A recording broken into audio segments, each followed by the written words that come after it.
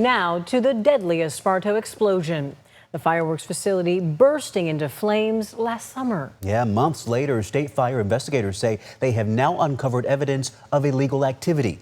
That explosion in Esparto happened just before the July 4th holiday. 7 workers died in that blast. You see their photos right here on your screen. Nearby buildings were also destroyed. Earlier tonight, ABC 10's Garjpal Sangha spoke to investigators about the latest in the case. After 7 months, California State Fire Marshal says its investigation into the Esparto explosion is now complete, and the finding points to early signs of wrongdoing.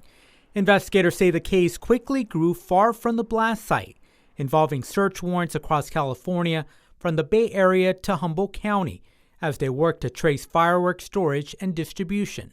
This has been an incredibly complex case. We feel like That complexity, State Fire Marshal Daniel Berland says, included violations of firework laws and regulations.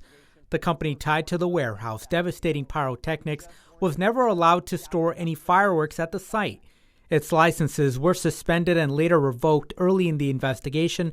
Berland says the severity of the case is underscored by the loss of life. This is such a complex case, not just the fact that 7 people lost their lives, but the fact that now, as we've determined, there was illegal activity occurring.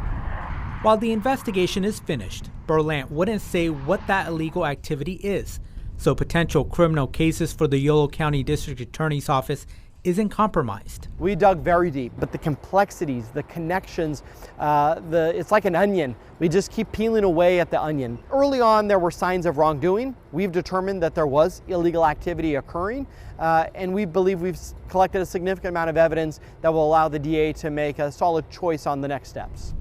The Yolo County DA's office tells ABC 10 they're waiting on the investigation report, and the investigation and review is ongoing. Burnt and twisted metal still sit behind this fence, and so far one civil lawsuit has been filed. That was filed by a nearby landowner saying that blast damaged farming equipment and crops, and the attorneys representing the victims said in December they were going to be filing their own suit. Reporting from Esparto, Garjpal Sangha, ABC 10. Garjpal, thank you for that update. CAL FIRE says their work now turns to tracking down other illegal firework leads. State fire officials say the investigation also led to 35 recommendations aimed at strengthening fireworks laws, regulations, and enforcement statewide. These are changes they say could help prevent future tragedies.